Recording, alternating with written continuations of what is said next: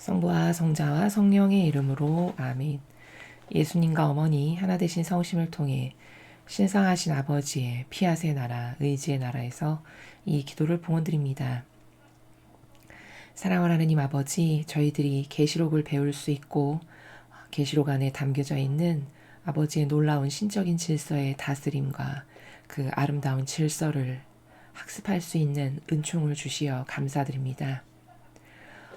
부디 아버지께서 건설하고 계시는 새로운 천년 왕국에 살아갈 백성들로서 마땅히 갖춰줘야 될 기본 소양이 되는 신적 질서의 사고방식, 그 정신으로 이 강의를 듣는 아버지께 속한 모든 자녀들이 매 한순간 새로 탄생할 수 있도록, 새롭게 그 정신세계가 창조될 수 있도록 축복해 주시옵소서. 또한 이 대한민국이란 나라에 살아가는 5,200만 모든 국민들의 사고방식 안에 살아가는 진리에 반하는 모든 마귀적 사고방식을 뿌리째 캐내어 완덕이신 어머니 발 아래 봉헌드리며 예수님의 늑방에 붙습니다. 진리에 근거하지 않은 모든 마귀적 사고방식을 불살라 주셔서 이 나라에 살아가는 국민이 진리에 근거한, 신적 질서에 근거한, 계명에 근거한 사고방식만을 하는 그런 영혼들로 모두 새롭게 태어날 수 있도록 어머니의 예수님과 하나 되신 성심의 작은 아기들로서 그들 모두를 봉헌드리오니 부디 자비를 베풀어 주시옵소서. 이 모든 기도 우리 주 예수 그리스도 이름으로 기도드리나이다. 아멘. 성부와 성자와 성령의 이름으로 아멘. 안녕하십니까? 하나님의 뜻 성교의 피아수녀입니다. 오늘도 이제 지난 시간에 이어서 여러분들과 함께 요한계시록 5장의 내용에 대해서 함께 학습해 보도록 하겠습니다. 요한계시록 5장 두루마리와 어린 양. 나는 또 옥자에 앉으신 그분이 오른손에 두루마리 하나를 들고 계신 것을 보았습니다. 안팎에 글이 기록되어 있는 그 두루마리는 7인을 찍어 봉하여 놓은 것이었습니다. 그리고 나는 힘센 천사 하나가 큰 소리로 이 봉인을 떼고 두루마리를 펼 자격이 있는 자가 누구인가 하고 외치는 것을 보았습니다. 그러나 그 두루마리를 펴고 그것을 들여다볼 수 있는 자는 하늘에도 없고 땅에도 없고 또 땅 아래에도 없었습니다. 그 두루마리를 펴고 그것을 들여다볼 자격이 있는 자가 하나도 보이지 않았기 때문에 나는 슬피 울었습니다. 그러나 원로들 가운데 하나가 나에게 울지 마시오. 유다 지파에서 난 사자 곧 다윗의 뿌리가 승리하였으니 그분이 이 7 봉인을 떼시고 두루마리를 펴실 수 있습니다. 하고 말했습니다. 나는 또 그 옥자와 네 생물과 원로들 가운데 어린 양 하나가 서 있는 것을 보았습니다. 그 어린 양은 이미 죽임을 당한 것 같았으며 7 뿔과 7 눈을 가지고 있었습니다. 그의 눈은 하느님께서 온 땅에 보내신 7 영신이십니다. 그 어린 양이 나와 옥자에 앉으신 분의 오른손에서 그 두루마리를 받아들었습니다. 그 어린 양이 두루마리를 받아들자 네 생물과 24 원로는 각각 검은고와 향이 가득 담긴 금 대접을 가지고 어린 양 앞에 엎드렸습니다. 그 향은 곧 성도들의 기도입니다. 그리고 그들은 다음과 같은 새로운 노래를 불렀습니다. 당신은 두루마리를 받으실 자격이 있고 봉인을 떼실 자격이 있습니다. 당신은 죽임을 당하셨고 당신의 피로 값을 치러 모든 민족과 언어와 백성과 나라로부터 사람들을 구해내셔서 하느님께 바치셨습니다. 당신은 그들로 하여금 우리 하느님을 위하여 한 왕국을 이루게 하셨고 사제들이 되게 하셨으니 그들은 땅 위에서 왕 노릇할 것입니다. 나는 또 그 옥자를 둘러선 많은 천사들과 생물들과 원로들을 보았고 그들의 음성도 들었습니다. 그들의 수요는 수천 수만이었습니다. 그들은 큰 소리로 죽임을 당하신 어린 양은 권능과 부귀와 지혜와 힘과 영예와 영광과 찬양을 받으실 자격이 있으십니다 하고 외치고 있었습니다. 그리고 나는 하늘과 땅과 땅 아래와 바다에 있는 모든 피조물 곧 온 우주 안에 있는 만물이 옥자에 앉으신 분과 어린 양께서 찬양과 영예와 영광과 권능을 영원 무궁토록 받으소서 하고 외치는 소리를 들었습니다. 그러자 네 생물은 아멘 하고 화답했으며 원로들은 엎드려 경배했습니다. 주님의 말씀입니다. 하느님 감사합니다.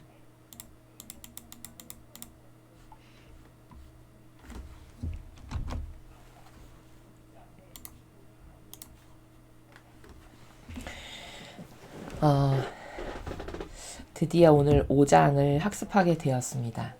제가 계시록을 첫날 1장 강의를 할 때 계시록의 위대성, 왜 중요한가를 여러분에게 설명을 드릴 때 다른 모든 예언은 그냥 인간을 통해서 아버지께서 선택하신 뽑으신 인간을 통해서 전해졌지만 이 계시록이라는 예언만큼은 감히 함부로 아무나 봉인조차도 뗄 자격을 아무에게나 부여하시지 않으셔가지고 예수님마저도 산 희생제물로 이 지상에서 모든 죄악을 다 끌어안고 돌아가신 다음에 부활해서 천상에 가셔서 그래서 천상에서 그 모든 이의 죄악을 위한 희생제물로서의 완성을 이루시고 난 다음에야 그리고 가서 봉인을 떼고 보실 수 있었던 그 정도로 아버지께서 심혈을 기울여 완벽한 자격 조건을 갖춘 예수님을 통해서 세상에 주신 그런 소중한 예언서다라고 말씀을 드렸죠. 근데 그 근거 자료가 5장에 있다. 제가 이렇게 설명했거든요. 그 5장을 지금 여러분이 저와 함께 읽으신 겁니다. 대강 예전에 1장에서 설명을 드렸기 때문에 진짜 그렇구나 이렇게 좀 대강의 줄거리 정도는 이해가 되셨죠. 그리고 그 계시록이라는 이 예언서는 봉인을 뗀 자격마저도 예수님밖에 안 계셔서 예수님이 보시고 전해주신 것이고 게다가 받아 쓴 환시를 보고 그냥 단순히 받아 쓴 도구 역할을 한 사도 요한마저도 반모섬이라고 하는 돌섬 그러니까 거기는 로마 제국이 거기서 이제 돌을 캐내가지고 자기네 어떤 건물을 만들 때 쓰는 그 돌을 채취해서 가져오는 그런 섬으로 쓰였던 그래서 그 죄인들을 다 거기에다가 가두어서 그 죄인들이 그냥 그 돌을 캐내면 그것을 또 가지고 나오고 하는 이런 죄인들이 사는 죄수들을 가두어 놓고 사는 섬이라고 알려져 있거든요. 그래서 그렇게 고된 노역을 하다가 그냥 거기서 죽는 일생을 마감하는 그런 한 번 들어가면 절대 살아서는 못 나온다라고 알려진 그런 섬입니다. 근데 사도 요한을 이제 거기다가 그 섬에 가두어질 수밖에 없는 환경을 아버지께서 만드신 거죠. 다 이유가 있으셔서. 왜냐? 받아 쓰는 사람마저도 예수님이 아무리 완벽한 예언을 보여주시면 뭐합니까? 받아 적는 사람의 인성이 펄펄 날뛰고 살아있으면 자기 기호, 정서, 경향에 근거한 누룩이 들어가겠죠. 그러면 그 누룩하고 짬뽕이 되면 이 순수하게 아버지 말씀의 정수가 전해지는 데 있어서 부작용이 낄 수밖에 없죠. 그것을 방지하시려고 인성을 완전히 죽일 수밖에 없는 환경 조건이 그렇게 열악한 그런 곳으로 일부러 사도 요한을 가게끔 하셔서 거기서 집필한 책 예언서가 요한계시록이다. 제가 이렇게 말씀을 드렸습니다. 자, 그 배경에 대해서 그 원리에 대해서 지금 5장에서 오늘 여러분이 저와 함께 읽으신 것이고요. 그 다음에 이제 오늘 요 5장의 내용에서 굉장히 중요한 것은 뭐냐면은 대략 제가 한 3가지 정도로 말씀을 드릴 건데요. 먼저 가장 중요한 큰 원리는 뭐냐면 자격이라는 것을 지금 여기서 중시하시거든요. 요 본문을 보면 아까 자격이란 단어가 나왔는데 천상에서 이렇게 자격을 중시하는 이유가 뭘까요? 그것은 답을 이야기하면 신적 질서 때문에 그러한 것인데 즉 신적 질서라는 것이 그렇게 퍼펙트한 명확한 경계가 있는 그런 것에 근거해서 어떤 분명한 카테고리가 있어서 그 카테고리에 근거해서만 뭐든지 집행이 되고 실행이 되고 정해지는 이런 나라이기 때문에 자격을 중시하시는 것이거든요. 그런데 인간 세상하고 이렇게 비교를 해서 제가 말씀드리면 여러분이 이해를 하실 수 있는데요. 인간 세상사를 한번 보죠. 이 인간 세상사는 예를 들어 내가 아는 사람이 대통령이 됐어. 그러면 내가 변변치 않은 사람이어도 그 사람의 친분을 이용해서 굉장히 친했어. 그러면 그 친분을 이용해서 A라는 법도 얼마든지 B로 막 바꿀 수 있는 이런 게 이 지상에는 존재하죠. 실제로 그런 사건들을 비일비재하게 우리가 보지 않습니까? 그렇죠. 그러니까 내가 짱돌 수준인데 내가 아는 아주 친한 사람이 대통령이 되면 내가 황금으로 둔갑하는 게 가능한 이게 이 지상에서의 역겨운 인간적인 질서라는 거예요. 그러니까 여기는 비전이 있냐? 이렇다 보니까 여기 비전이 있을 리가 없어요. 여기다가 누가 이것이 올바르다라고 해서 희망을 갖냐? 희망을 가질 수도 없어요. 그렇죠. 근데 천상의 나라는 예를 들어 이런 인간적인 질서가 천상에도 통용된다면 이렇게 될 수 있는 거예요. 아이, 내가 하느님의 아들이야. 야, 내가 메시아고 그리스도야. 아이, 근데 내가 무슨 그런 것까지 해. 이렇게 말할 수 있나요, 없나요? 얼마든지 그렇게 할 수 있겠죠. 그래서 왜 역대 대통령들을 보면 왜 아들이나 딸 같은 자녀들이 그렇게 비리의 연루가 잘 될까? 아버지가 대통령이니까 그 막강한 권한을 자기 멋대로 활용해서 쓰기가 가장 유리하고 좋겠죠. 그렇죠? 그러니까 질서, 어떻게 지켜야 될 이런 명확한 경계 이런 거 다 필요 없는 거야. 그냥 내가 유권 해석을 새로 달리해. 그러면 그게 다 새롭게 질서가 되고 법이 되는 이런 엉망진창인 나라죠. 그렇죠? 그러면 천상도 이런 질서라고 그러면은 예수님이 아니 내가 무슨 메시아고 그리스도고 신의 아들인데 곧 내가 신성을 아버지와 똑같이 하나 된 사람이기 때문에 신성이 있는데 내가 신인데 그런 것을 저렇게 옷도 다 빨개 벗겨주고 그런 모욕과 역경을 당하고 침뱉음을 당하고 내가 가시관을 쓰고 못을 박으면서 내가 그걸 해야 된다고? 아 내가 뭐 그런 거를 해 신의 아들인데 이렇게 얼마든지 농구를 펼 수 있겠죠. 근데 그런 게 절대 안 통하는 나라라는 거예요. 이걸 신적 질서라고 하는 겁니다. 근데 그게 너무 마음에 드는 거죠.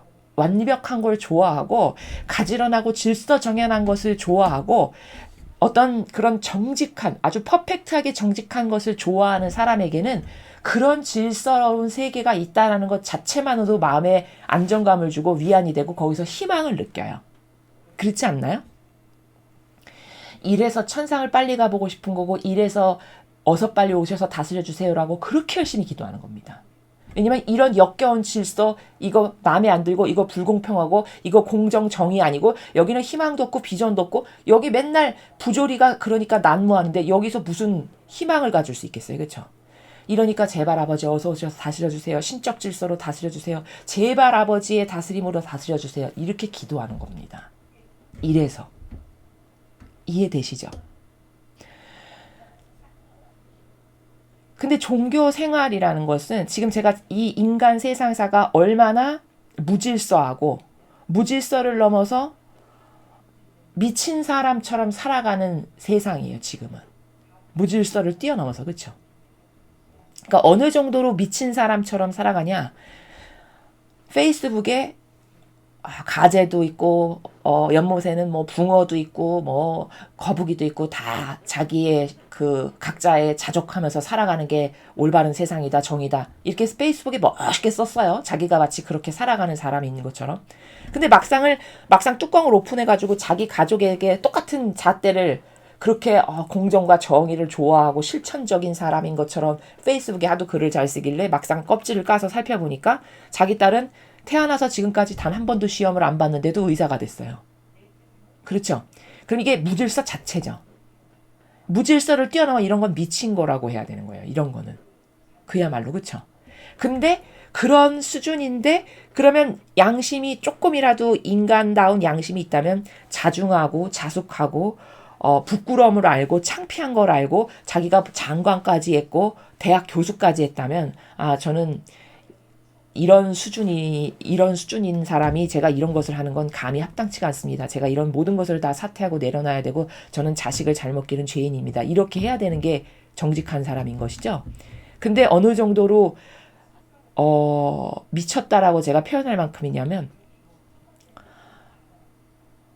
내가 예수 그리스도의 마음을 알겠다라고 말할 만큼이고 그 어머니 되시는 분은 성모 마리아의 고통을 내가 알겠다라고 말하는 이런 수준이에요. 감히 그 저급하고 저열하고 무질서와 똥구더기와도 같은 자신의 사고방식에 어디 성모님을 갖다 비유해서 이야기를 합니까? 그렇지 않습니까? 이러니까 이건 미친 거다 이 정도 수준이면 이거는 무질서를 뛰어넘어 이건 미친 수준이다라고 이야기하는 게 이게 정직한 거예요. 그렇죠. 이런 세상이니까 진절머리가 난다라고 표현하죠. 세상적 표현으로. 학을 띠고 진절머리가 나는 거예요. 이런 역겨운 빨갱이와 전체주의적 사고방식에. 이게 정상입니다. 이런 진절머리가 나야 되는 게. 그럼 지금 이런 제가 지금 얼마나 무질서한지 단면을 여러분에게 말씀드렸죠. 또 자기가 모든 그 개발업자의 주인이고 그 투기의 장본인인데 그 사건은 대통령이 주관한 거라고 남에게 덮어씌우면서도 얼굴 하나 빨개지지 않을 만큼 뻔뻔한 이것도 무질서를 뛰어넘어서 미쳤다라고 표현해야 되는 겁니다. 이 정도면 인간이기를 거부한 거죠. 그렇죠? 그럼 이런 지경인 이 세상과 제가 지금 오늘 5장에서 여러분에게 설명드릴 신적 질서라는 나라는 완전히 차원이 다른 거예요. 동과 서가 다른 것만큼. 그렇죠. 근데 얼마나 웃긴 세상이냐. 본인이 그렇게 똥쓰레기와 같은 사고방식, 무질서를 뛰어넘어서 미친 사람과도 같은 사고방식을 하는데 자기는 아무 문제가 없는 사람처럼 살아가고 그러고도 내가 좋은 데를 갈 것을 바란다면은 이건 코미디 수준이죠. 이거는 코미디를 따로 볼 필요가 없는 그게 코미디라고 하는 겁니다. 그렇지 않습니까?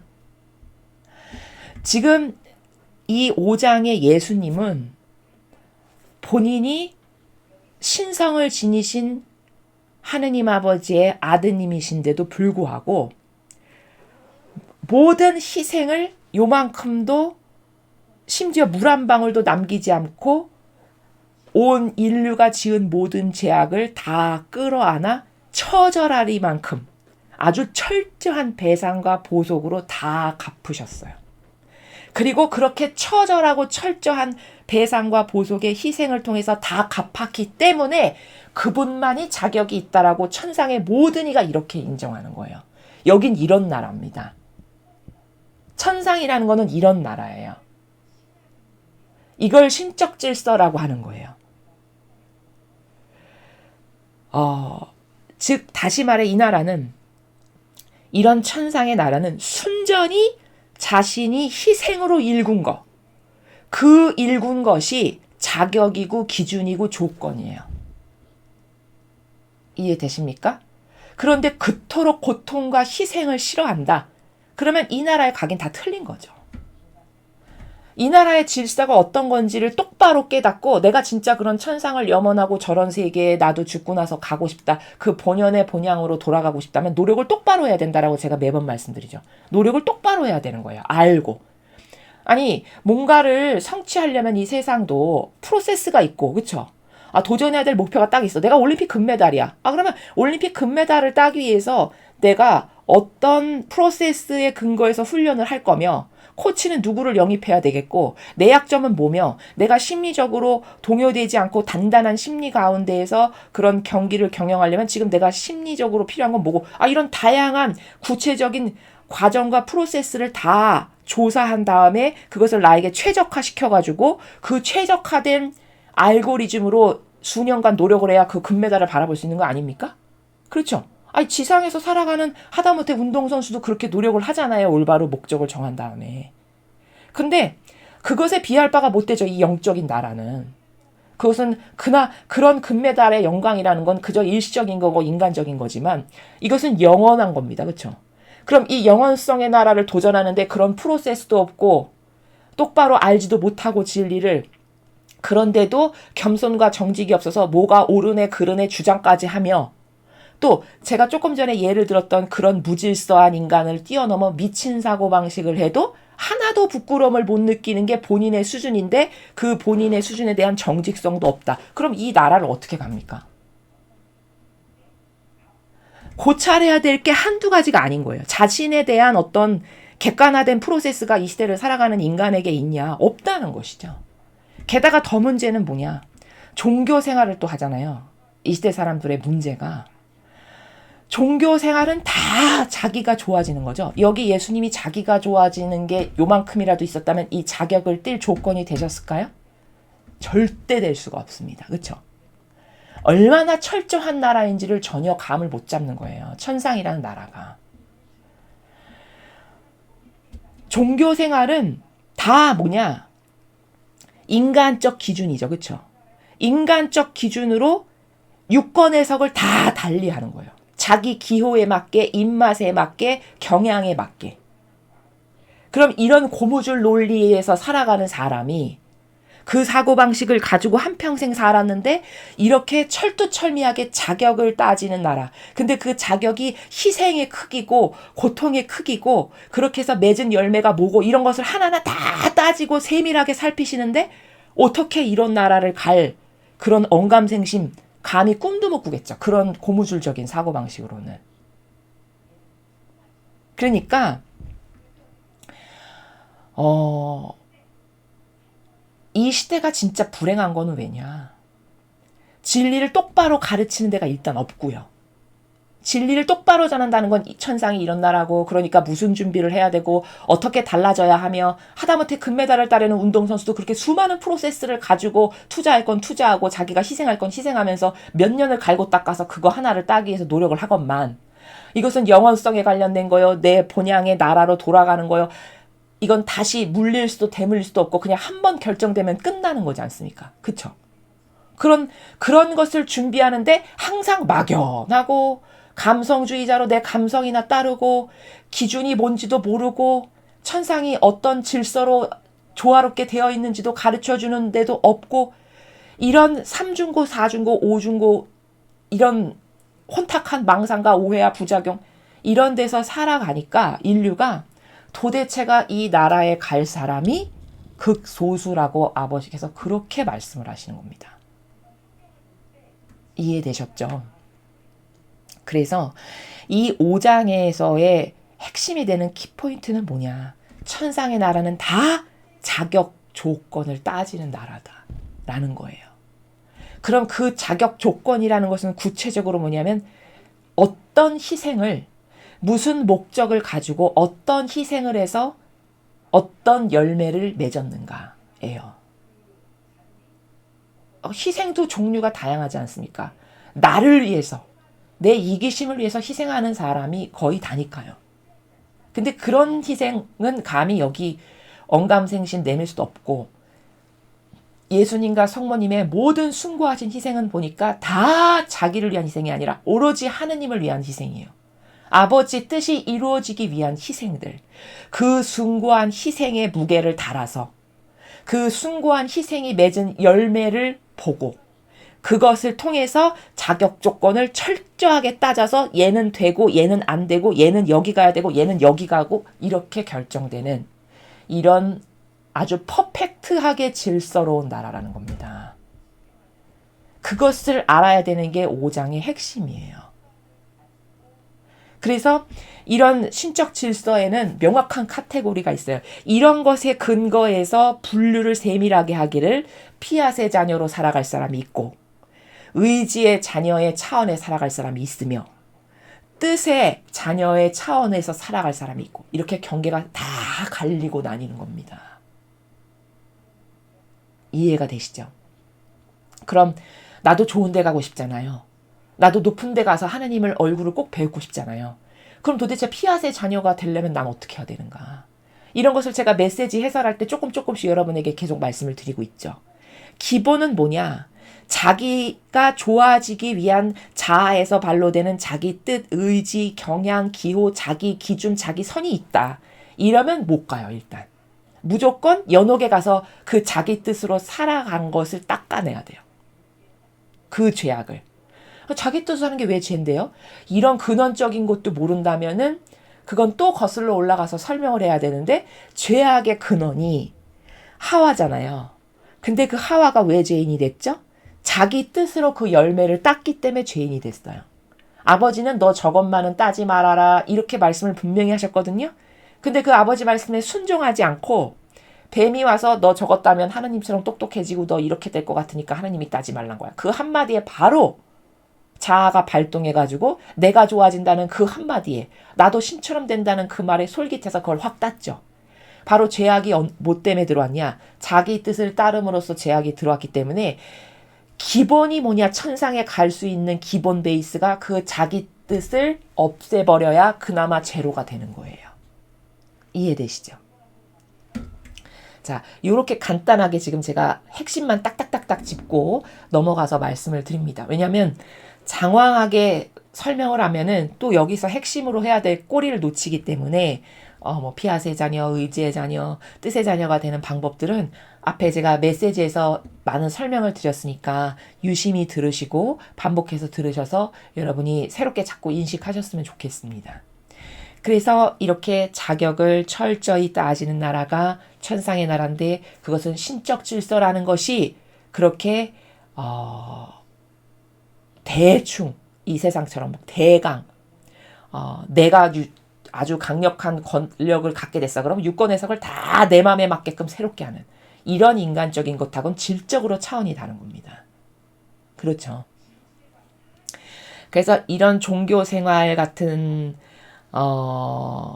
것에 함몰되어 있으면 다 인간적 기준으로 자기가 죄해석을 해요. 성경이 있으나 마나요. 그냥 그거는 장신구입니다. 그냥 성경이 옳다는 건 알지. 그럼요. 저도 성경의 근거에서 분별하죠. 그건 말만 그렇게 할 뿐이에요. 진짜 자신의 삶을 성경의 근거에서 살아가느냐? 그렇진 않아요. 종교 생활은 다 그래요. 어떤 난관이 닥치거나 뭔가를 아주 결정적으로 결정해야만 하는 순간이 딱 닥쳤다면 다 자기 이득이 되는 대로 선택하지 절대 종교 생활을 하는 사람의 마인드나 감성은 희생을 감수하면서까지 내가 저것을 해야지 하는 것은 신앙생활을 할 때나 그렇게 되는 거지 종교 생활을 할 때는 절대 그런 선택을 할 수 없어요. 그러니까 이 세계 지금 이 차원하고는 너무나도 안 맞는 겁니다. 이해되셨죠? 그러면 이제 객관화가 되죠. 나는 뭘 고쳐야 되나. 저렇게 퍼펙트한 질서로 가지런한 나라인데 저렇게 자격을 하나하나 아주 내밀하고 세밀하게 다 따지시는 나라인데 그런 무질서한 사고방식이 나에게 있다면은 이것은 빨리 고쳐야 되겠구나. 성경에 근거하지 않은 사고방식이 다 무질서한 겁니다. 이해되셨죠? 무질서가 어떤 건데요? 또 궁금하실까봐 성경에 예수님이나 성모님의 모범이 다 있어요. 예수님과 어머니는 이럴 때 이렇게 하셨고 이럴 때 이렇게 하셨고 근데 그 모범의 기준이 되는 기저의 베이스가 되는 사고방식이 뭐냐면 자기를 위해서는 아무것도 안 한다가 베이스예요. 이해되시죠? 그럼 사욕과 욕망을 따르는 사람은 아예 논외의 대상이고 그렇죠. 종교 생활도 논외의 대상이고 왜? 자기가 좋아지기 위해서 하는 거니까. 이렇게 다 걸러지잖아요. 그렇죠. 분별의 기준을 여러분이 이렇게 배우시면. 그럼 나에게 지금 남아있는 건 뭔가? 내가 버려야 될 건 뭔가? 내가 지금 달라지지 않으면 안 될 것이 뭔가? 이런 객관화가 자기 스스로 양심의 나라에서 된다는 것이죠. 자, 이것을 여기서 알아야 되는데요. 자, 첫 번째 줄부터 보겠습니다. 나는 또 옥자에 앉으신 그분이 오른손에 두루마리 하나를 들고 계신 것을 보았습니다. 누구죠? 하느님 아버지께서 옥자에 딱 좌정하고 계신 거예요. 근데 오른손에 두루마리를 이렇게 들고 계신 거죠. 근데 그 두루마리를 보니까 안팎에 글이 기록되어 있는 그 두루마리는 7인을 찍어 봉하여 놓은 것이었습니다. 두루마리가요. 7개가 있는 거예요. 7개. 이제 뒤에 쭉 나올 건데요. 앞으로. 그 7개가 왜 옛날에 그 영화 보면은 이렇게 쭉 말아가지고 거기 왕의 인장을 이렇게 딱 찍죠. 봉하지 못하게. 아무나 뜯지 못하게. 마치 그런 것처럼 하느님 아버지께서 7개의 인을, 7개니까 두루마리가 각각 딱 봉인을, 인장을 찍어 놓으신 거죠. 그런 상태를 말씀하시는 것이죠. 그리고 나는 힘센 천사 하나가 큰 소리로 이 봉인을 떼고 두루마리를 펼 자격이 있는 자가 누구인가 하고 외치는 것을 보았습니다. 자, 아버지를 대신해서 아버지를 도와 수행을 하는 어떤 천사 하나가 도대체 이 봉인을 떼고 두루마리를 펼 수 있는 자격이라고 여기 말씀하시죠. 그렇죠? 단어 여기 등장했죠. 2절에 자격. 이렇게 자격을 따지는 나라예요. 이게 신적 질서입니다. 그 자격 있는 자가 누구인가 하고 외치는 것을 보았어요. 누가 본 거예요? 사도 요한이 지금 본 거죠? 그러나 그 두루마리를 펴고 그것을 들여다볼 수 있는 자는 하늘에도 없고 땅에도 없고 또 땅의 아래에도 없었습니다. 어디를 봐도 없다는 거예요. 자격 조건에 부합하는 자가. 저 두루마리를 떼어도 될 만큼 고결하고 순결한 자기를 배제한 희생으로 완성된 사람이 없는 거죠. 그렇죠. 그러니까 자격이 안 된다는 거예요. 이렇게 하늘에도 없고 땅에도 없고 땅 아래도 없고. 그리고 이제 두루마리라고 표현한 거는 여기서 아무나 뗄 수 있는 게 아니고 그런 자격이 되는 사람만 뗄 수 있는, 즉 다시 말해 사명을 받은 자만이 열 수 있는 그것을 상징하는 거예요. 그 다음 4절에 그 두루마리를 펴고 그것을 들여다볼 자격이 있는 자가 하나도 보이지 않았기 때문에 나는 슬피 울었습니다. 자, 아무리 봐도 없는 겁니다. 도대체 저 두루마리의 내용이 굉장히 중요한 것은 알겠는데 인장으로 하나하나 봉해둘 만큼 굉장히 중요한 건데 저것을 뜰 사람이 이렇게 없다니 하면서 슬피 울었다는 거예요. 그러나 원로들 가운데 하나가 나에게 울지 마시오. 유다 지파에서 난 사자 곧 다윗의 뿌리가 승리하였으니 그분이 이 7봉인을 떼시고 두루마리를 펴실 수 있습니다 하고 말했습니다. 지금 누가 울고 있는 거예요? 사도 요한이 울고 있는 거죠? 아, 큰일 났네. 저걸 뗄 분이 없구나. 이렇게. 그랬더니 원로 가운데 한 분이 울지 말아라. 유다 지파에서 난 사자. 사자라고 표현한 거는 왕을 상징해요. 왕. 그 포유류 중에서 사자가 그 동물의 왕이라고 하잖아요. 그래서 제왕을 상징할 때 여기서 사자 이렇게 표현한 겁니다. 자, 유다 지파에서 난 사자. 근데 곧 다윗의 뿌리예요. 그럼 누구를 두고 하시는 말씀이에요? 예수 그리스도를 두고 하시는 말씀이죠. 자, 그 예수님께서 승리하였으니 어떻게 승리했다는 거예요? 모든 죄악을 짊어지고 돌아가신 거예요. 이제 곧 부활해서 승천해서 올라오실 거죠. 그것을 이렇게 말한 거예요. 승리했다 그분이. 온 인류의 죄악을 끌어안고 산이생제물로 마침내 자신의 사명을 완수하셨다. 그러니까 승리예요. 근데 이제 그분이 곧 부활해서 올라오실 거야. 그분이 이 7봉인을 떼시고 두루마리를 펴실 수 있습니다 하고 말했습니다. 여기 7봉인 보이시죠? 지금 이 앞에서부터 계속 7교회, 그 7교회는 7시대를 상징하는 거다. 또 7등불 있었고 예수님이 오른손에 들고 계셨던 7개의 별, 지금 다 7이죠. 이게 무관한 게 아니라 하나의 카테고리로 묶어서 보아야 되는 거예요. 그 다양한 시대, 그리스도교가 세워졌을 때부터 말세에 이르기까지의 그 다양한 시대와 관련된 것이에요. 다. 여기 이 7봉인도 마찬가지고요. 이해되시죠? 그렇게 연관성이 있는 거고요. 그래서 이 7봉인을 떼시고 이 말씀은 다시 말해 그 7교회, 즉 그 7시대의 주인이 될 사람만 봉인을 뗄 수 있는 거죠. 그 7시대를 다스릴 자격이 있는 사람만. 바로 그래서 예수 그리스도신 거예요. 그 7교회의 주인이 될 자격이 있는 분, 7시대를 다스리실 그 분이 이거를 뗄 수 있습니다. 이렇게 이야기하는 거죠. 나는 또 그 옥자와 내 생물과 원로들 가운데 어린 양 하나가 서 있는 것을 보았습니다. 아, 드디어 이제 어린 양이 오셨어요. 근데 그 어린 양은 이미 죽임을 당한 것 같았으며 7뿔과 7눈을 가지고 있었습니다. 자, 죽임을 당한 것 같았으며 돌아가신 거예요. 여기서 십자가에 못 박혀서 돌아가신 거죠. 그래서 죽임을 당한 것으로 이렇게 말씀을 하시는 거고, 근데 그 어린 양이 일곱 뿔과 일곱 눈을 갖고 있었대요. 즉 이거는 일곱 눈은 일곱은 완전수라고 제가 말씀드렸죠. 성경에서 7이다. 그러면 퍼펙트함을 뜻해요. 부족함이라고는 찾아볼 수 없는.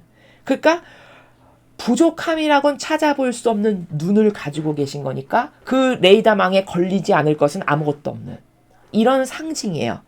예수님이 다스리시는 그 차원의 나라가 못 볼 것이 하나도 없고 속일 수 없는 눈을 가진 분이다라는 거죠.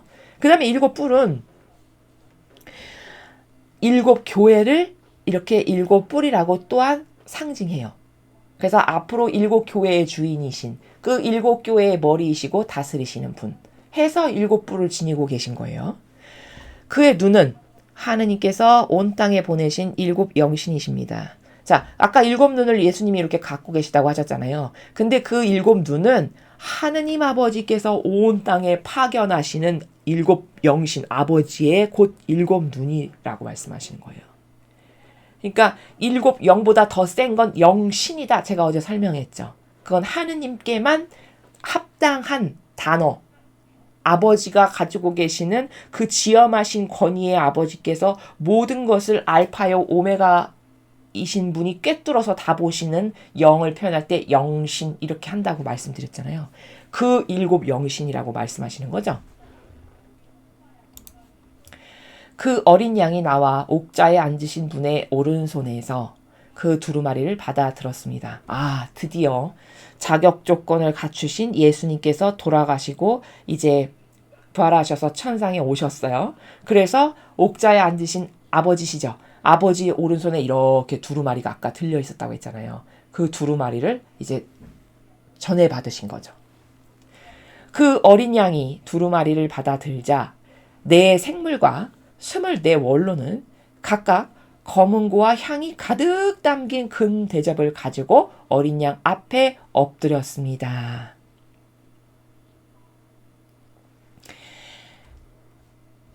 네 생물. 어제 계시록에서 배웠죠. 4장에서.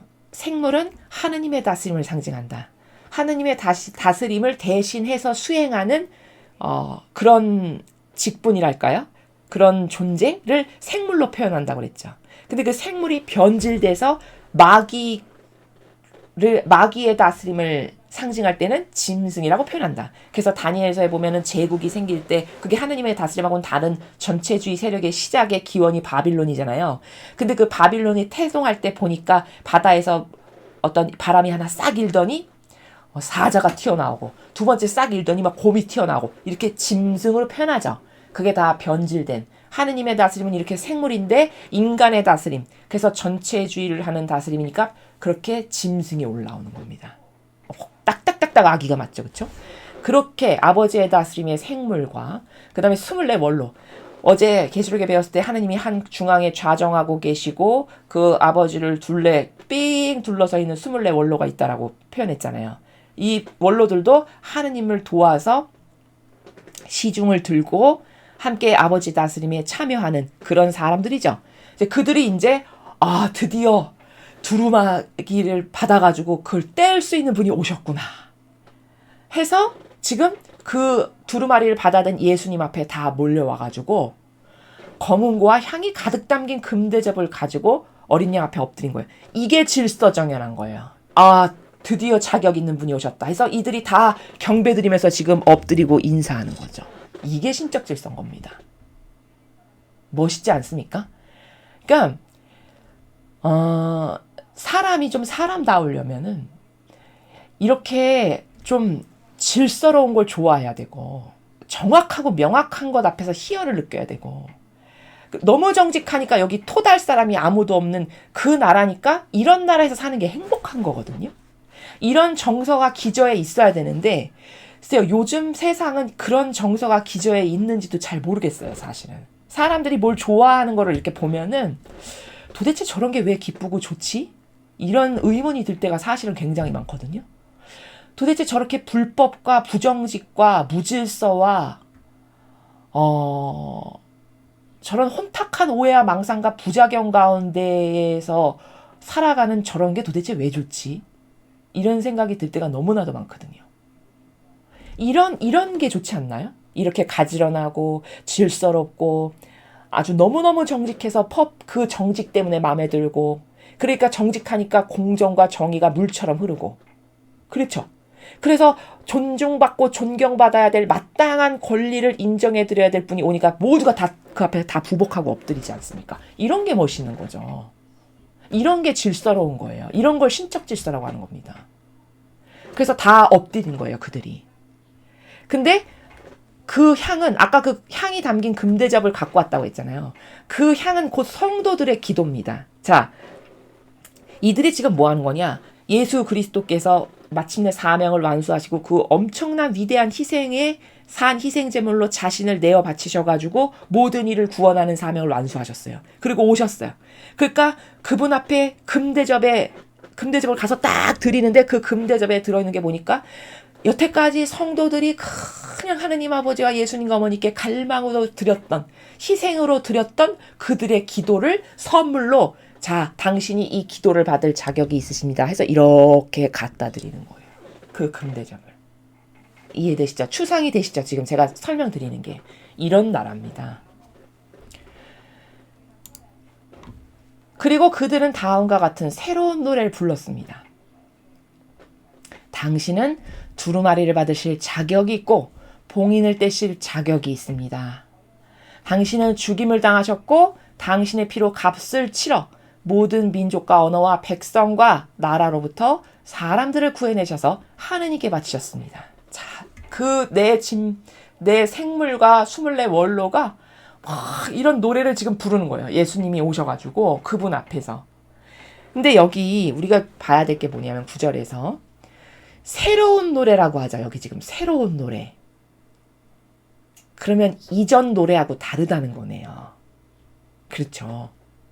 예수님 오시기 이전에 불렀던 노래하고는 완전히 다른 새로운 노래를 지금 부른다라는 거거든요. 그럼 왜 새로운 노래를 부를까요, 과연? 그리고 여기서 또 하나 우리가 봐야 될 건, 여기 이 노래에 대한 정의를 먼저 해야 되는데, 노래다 하면 보통 이 종교 생활에서 익숙한 개념이 뭐냐면 성가 부르는 거, 그걸 노래라고 생각해요. 이 노래를 다른 말로 찬미라고도 할 수 있는데, 찬미 드리자 그러면 성가 막 부르는 거, 이것만을 찬미라고 생각해요. 근데 찬미는 그게 아니고요. 하느님의 놀라우시고 위대하신 업적을 찬양하고 흠숭하고 하는 게 다 찬미예요. 그러니까 노래만 해당하는 게 절대 아니라는 거예요. 기도도 되고 그분의 업적을 칭찬하고 찬양 드리고 이런 게 다 찬미라고요. 이해되셨죠? 그걸 여기 노래라고 이해를 하셔야 된다는 거예요. 우리가 흥얼흥얼 부르는 성가만이 아니고 그렇게 개념을 새로 올바르게 확립을 해야 되고, 즉 다시 말해 찬미라는 거는 하느님 아버지의 이루신 놀라운 업적을 흠숭하고 칭찬하고 그것에 대한 공경을 드리고 요렇게 하는 거라는 겁니다. 요게 찬미예요. 그러니까 다시 말해 찬미를 올바르게 하려면 아버지가 이루신 업적, 어떤 맺은 열매, 소출, 그것에 대한 찬미의 노래가 되어야 돼요. 이해되셨죠? 그러면 이 찬미를 불렀다라고 하는데, 이 지금 새로운 노래라고 했잖아요. 새로운 노래. 왜 새로운 노래냐? 지금 예수님이 완성을 하셨죠. 다시 말해 온 인류를 다시 살릴 수 있는 천상과 천하의 새로운 통로 하나를 개척해서 뚫으신 거나 마찬가지예요. 이 예수님의 위대한 희생이 맺은 열매가. 즉 온 인류가 다시 천상을 바라보고 희망할 수 있는 기회의 문이 활짝 열린 거죠. 예수님의 희생 때문에. 그럼 이전 세대하고는 완전 달라진 거죠. 그러한 예수님의 숭고한 희생이 있죠. 그래서 그 희생으로 앞으로 수많은 영혼이 천상에 이제 다시 얘네들이 돌아오겠구나. 똑바로 반영한 사람은 피아세 자녀도 되겠고 의제 자녀도 되겠구나. 이렇게 한 엄청난, 지금까지 막히고 닫혔고 희망조차 할 수 없었던 것을 새롭게 개통하신 거거든요. 그럼 이전하고는 완전 다른 거죠. 차원이 완전 업그레이드 된 거죠. 그렇죠? 이 희생으로 맺은 열매가 어마어마한 맺은 열매의 소출을 거두신 희생이란 말이죠. 그래서 이전하고는 다른 새로운 노래예요. 자, 그러면은 여기 근데 이 새로운 노래를 누가 부르고 있냐면 하느님의 다스림을 수행하는 내 생물과 24원로가 부르고 있어요. 근데 어제 계시록에서 우리가 배울 때 24원로가 흰옷을 입고 있었고, 그쵸? 머리에 금관을 쓰고 있었다고 했잖아요. 그럼 흰옷을 입었다는 거는 그 사람들이 이 지상에서 다 희생했다라는 뜻이거든요. 왜냐?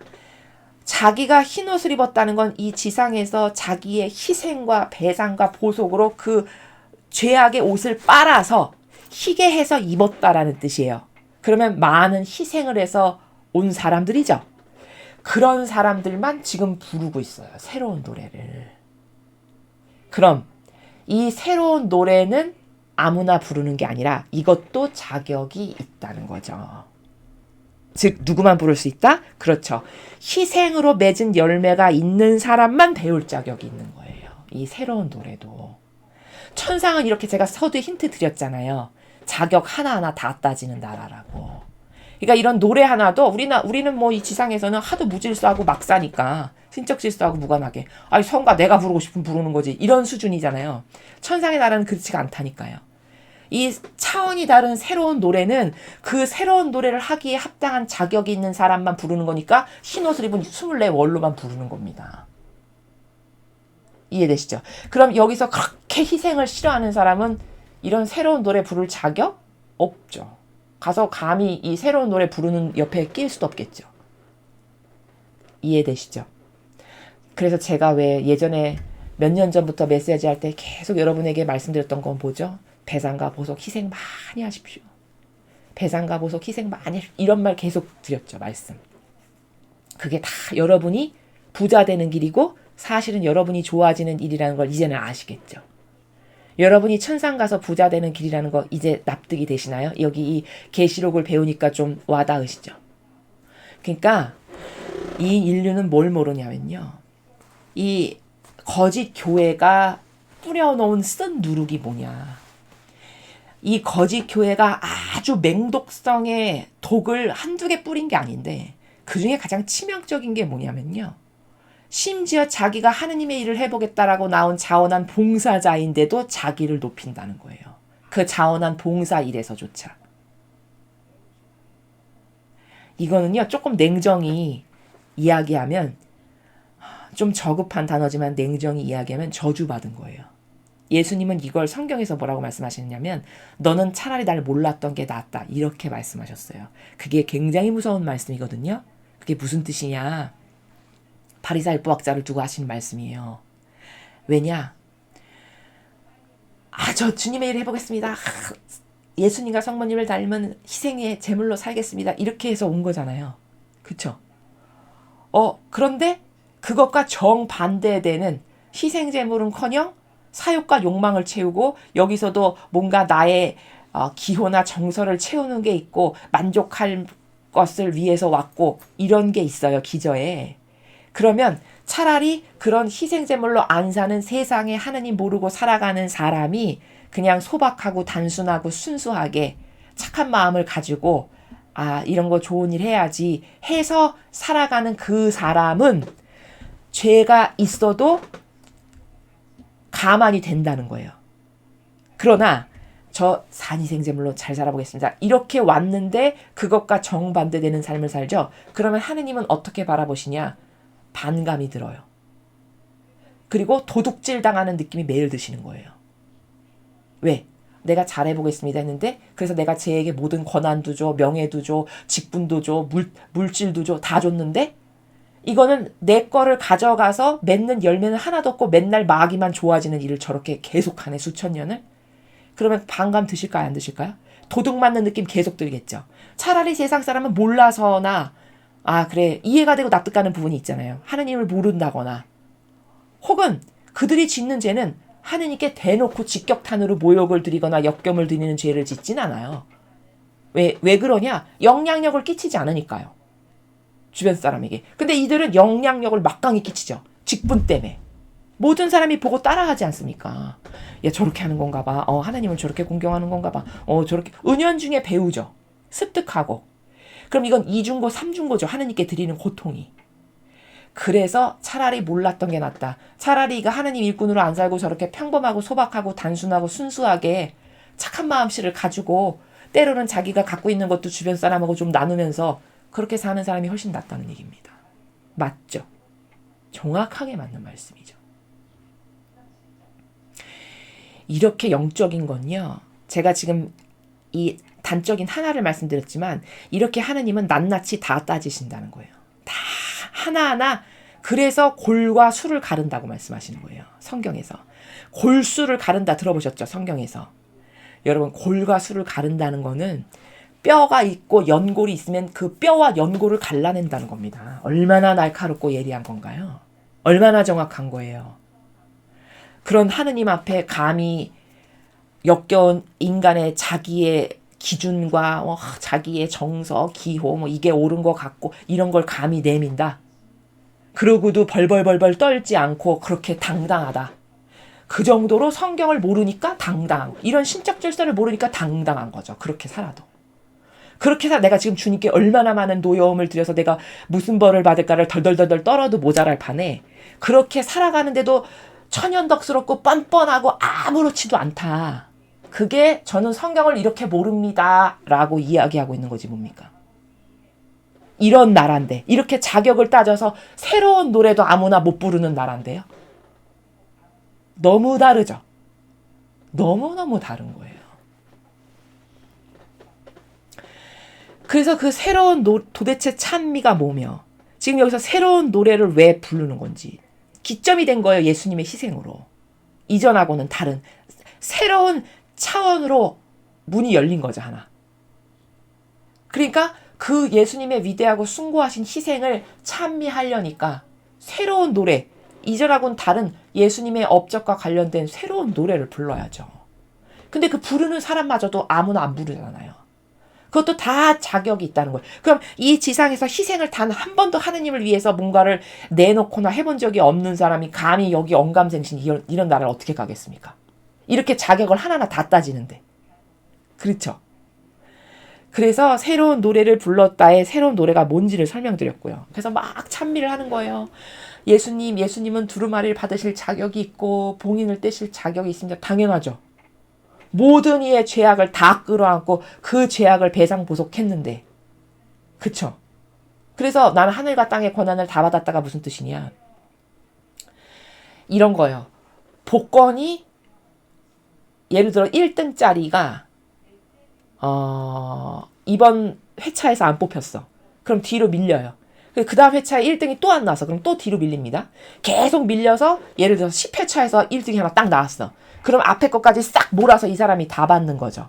하늘나라도 똑같아요. 지금 예수님이 모든 권한을 다 받았다는 건 뭐냐면 예수님과 같은 희생을 한 사람이 없고 게다가 왜 모든 권한을 다 받아야 되냐면 이 모든 사람의 죄악을 다 배상보속했죠. 그럼 이들을 다스릴 권한이 배상보속한 예수님께만 있죠. 이들의 죄악을 예수님이 다 갚으셨으니까. 그러니까 모든 권한이 예수님께 있는 거예요. 하늘과 땅의 모든 권한을 받았다가 그 뜻입니다.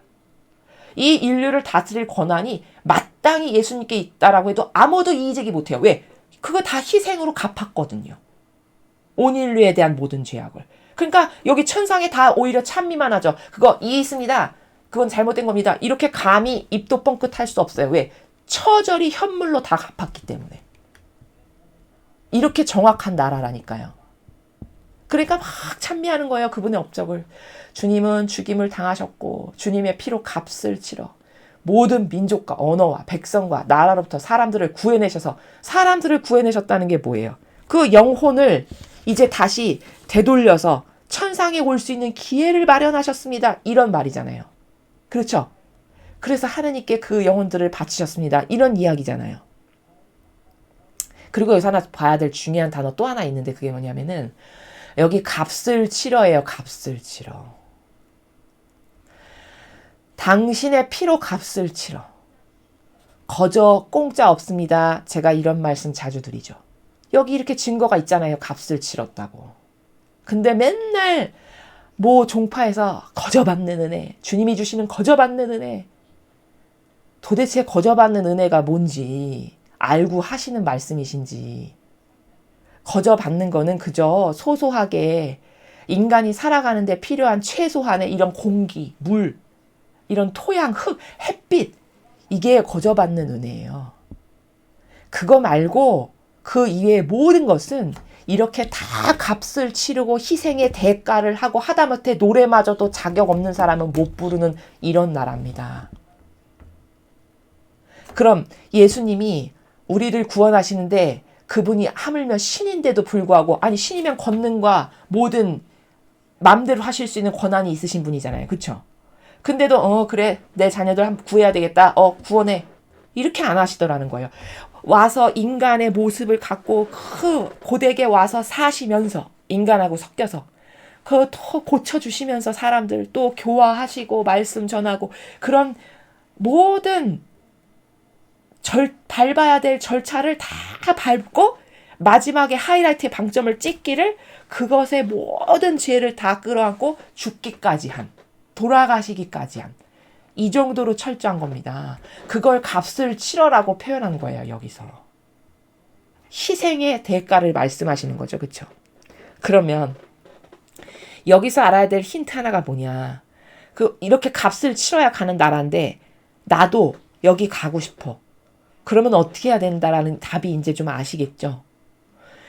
나도 자아를 죽여서 내 뜻에서 올라오는 내가 좋아지기 위한 하느님의 신적 질서하고는 반하는 이 사욕과 욕망, 자애심, 이기심, 뭐 기타 등등 이걸 다 죽여 없애서 값을 치러야만 여기 갈 수 있다라는 힌트지 뭡니까?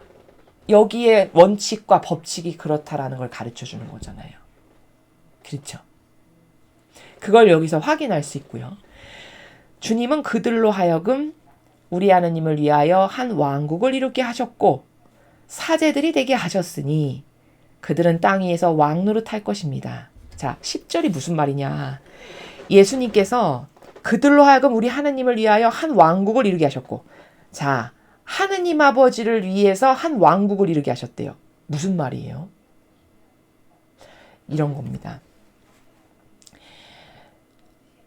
계시록의 이 후반부에 가면은 지금 사도 요한이 본 환시를 우리에게 전해주는데, 도성을 보니까, 하느님이 계시는 곳이 도성인데 도성을 보니까 동서남북에 문도 있고 담장에 주춧돌도 있던데 그 안에 건물은 없었다, 이렇게 이야기하거든요. 근데 제가 누누이 말씀드리면 지금이 그 본 건물이 완성되는 시대라고 했죠. 지금 그 본 건물에 하느님하고 아예 한 가족으로 살 건지, 아니면 아버지가 다스리는 많은 어떤 다스림의 사업체들이 있을 거 아니겠어요. 쉽게 자연법으로 이야기하면. 그럼 아버지가 다스리시는 그 사업체의 한 부분을 도맡아서 내가 그것을 다스리는 자로서 살 건지, 아니면 그것도 안 되면 그냥 그 나라에 가서 그걸 영위하고 누리는 사람으로 살 건지, 이렇게 다 계층이 있다라고 제가 말씀드렸죠. 그게 피앗의 자녀고 의지의 자녀고 뜻의 자녀라고 말씀드렸잖아요. 근데 뜻의 자녀로도 못 가.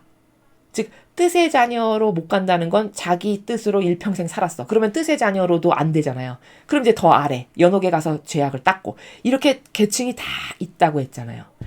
그런 그 왕국에서 자녀로 살게 할 사람, 혹은 다스리는 사람으로 할 사람, 그런 그룹 혹은 가족을 뽑고 이루는 그런 역할을 지금 예수님께서 하셨다라는 거예요. 그리고 이 시대에 그것을 뽑으셔서 아버지가 살아가시는 왕국을 완성하시는 시대다라는 거예요. 이해되셨죠? 그리고 그들이 사제들이 되게 하셨으니, 여기서 사제는 여러분이 또 가지고 있는 오개념이 뭐냐면, 사제 그러면 성당에서 미사봉헌하는 사람, 이게 아예 내재적이잖아요. 근데 이 성경에서 즉 진리에서 사제라고 하면요. 원래 무슨 뜻이냐면 하느님께 봉헌 드리는 직분이 사제직이에요. 봉헌. 그러니까 여기 지금 이 천상에서 사제직이 된다라는 거는 남녀 구분이 있는 게 아니고 뭐 남자만 해고 그런 차원의 문제거리가 아니라 봉헌 드리는 하느님께 그것이 무엇이건 뭐 예물이건 선물이건 이렇게 아버지께 봉헌 드리는 역할을 한다라는 뜻이에요. 그래서 그 구원된 그래서 천상에 막 가족으로 살고 뭐 상속자로 살고 이런 사람들이 아버지께 봉헌 드리는 자가 되게 하셨으니 이런 뜻입니다. 그들은 땅에서 왕노릇 할 것입니다. 자, 다스리는 자가 될 거라는 거죠. 의지의 자녀는 다스리는 자 되겠죠. 피앗의 자녀 말할 것도 없고. 그러나 이 하부 차원으로 가면은 다스리는 자는 못하겠죠. 이렇게 다 계층이 있다라고 제가 말씀드렸잖아요. 그러면 한 가족으로 하느님하고 한 궁궐에서 같이 사는 피앗의 자녀들은 당연히 아버지 일을 내일로 하면서 가족 관계니까 어떻게 되겠습니까? 다스리는 걸 넘어서서 아버지와 함께 모든 것을 하는 이제 그런 다양한 계층과 차원이 있다라는 것을 여기 10절에서 이렇게 표현을 하는 겁니다. 나는 또 그 옥자를 둘러선 많은 천사들과 생물들과 원로들을 보았고 그들의 음성도 들었습니다. 그들의 수요는 수천 수만이었습니다. 자, 근데 또 하느님의 그 옥자 주변에 아까 네 생물과 24 원로가 있었는데 그들 말고도 또 이제 예를 들면 이런 거죠. 군대도 보면 왜 장성이 있고 뭐 사령관이 있고 뭐 또 이렇게 직분이 나눠져 있죠. 그렇죠? 마치 그런 것처럼 하느님 주변에도 아주 직접적으로 함께하는 어떤 그런 뭐 천사라든가 그런 생물이 있는가 하면은 조금 더 멀리에서 떨어져서 보호자하고 이런 계층이 있겠죠. 그런 차원에서 말하는 거예요. 그래서 둘러선 다른 많은 천사가 또 보였고 또 생물들도 또 다른 생물들이 있는 것이죠. 그 다음 원로들도 보았고 뭐 그들의 음성도 들었습니다. 근데 그렇게 수천 수만으로 많았다는 거죠. 그들은 큰 소리로 죽임을 당하신 어린 양은 권능과 부귀와 지혜와 힘과 영예와 영광과 찬양을 받으실 자격이 있으십니다 하고 외치고 있었습니다. 자, 이렇게 하느님 주변에서 보좌하고 돕고 하는 그 세력들이 큰 소리로 계속 찬미를 드리는 겁니다. 죽임을 당하신 어린 양은 권능과 부귀와 지혜와 힘과 영예와 영광과 찬양을 받으실 여기도 자격이란 단어 쓰는 거 보시죠. 자격이 있으십니다. 여기도. 아무에게나 이런 찬미를 불러드릴 리가 없겠죠. 이런 찬미도 자격 조건을 다 따져서 예수님은 이런 찬미가 어울리고 합당한 분이야 해서 이런 찬미를 드리는 거예요. 그 다음에 그리고 나는 하늘과 땅과 땅 아래와 바다에 있는 모든 피조물 곧 온 우주 안에 있는 만물이 옥자에 앉으신 분과 어린 양께서 찬양과 영예와 영광과 권능을 영원 몽토록 받으소서 하고 외치는 소리를 들었습니다. 자, 이제는 아까 핵심부 4명의 생물, 그 다음에 24 원로가 불렀던 새 노래, 그 새 노래가 있었고, 그 다음에 그것보다는 조금 더 많은 범주의 천사와 뭐 생물들과 원로들이 또 찬미를 막 드리고 있고, 이제는 세 번째로 온 우주 만물, 하느님께서 창조하신 모든 것들이 찬미, 찬양, 영의 영광을 영원 무궁토록 받으세요 하고 이렇게 찬미를 또 드리는. 그러니까 이 찬미에서도 우리가 질서를 발견할 수 있어요. 질서. 천상나라는. 이렇게 질서롭게 우주 만물까지도 하느님이 만드신 창조된 모든 것들까지도 마땅히 아버지와 예수님께서 받으셔야 될 찬미를, hum승을 이렇게 드리는. 이런 게 다 질서라는 거예요. 근데 그 찬미도 보니까 24 원로부터 하고 그 다음에 조금 더 범주가 넓은 많은 천사와 기타 수천 수만의 무리들이 하고 그 다음에 또 질서롭게 이들이 다 하고 나니까 아버지가 만드신 온 우주 만물이 찬미하고 이렇게 다 질서가 있죠. 그렇죠? 다 경계가 있고 이런 것을 여기서 발견할 수 있다라는 진실이죠. 그러자 내 생물은 아멘 하고 화답했으며 원로들은 엎드려 경배했습니다. 자, 찬미가 우주 만물까지 다 찬미 마치고 나니까 아까 하느님의 다스림을 수행했던 내 생물이 아멘 하고 딱 화답으로 끝맺음을 하죠. 원로들도 엎드려서 딱 경배하고. 그래서 이런 내용을 통해서 천상의 나라는 정말 질서 자체구나.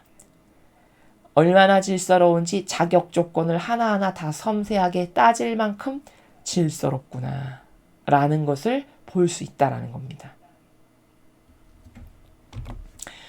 자, 오늘 이 5장의 내용은 제목이 두루마리와 어린 양이에요. 그 7개의 두루마리가 있었고 그게 각 인장으로 하느님의 인장으로 딱딱 봉해놨었는데 그걸 띌 자격이 마침내 예수님께서 사명을 완수하시고 이제 천상에 오셔가지고 그 봉인을 띄려고 이어받으시는.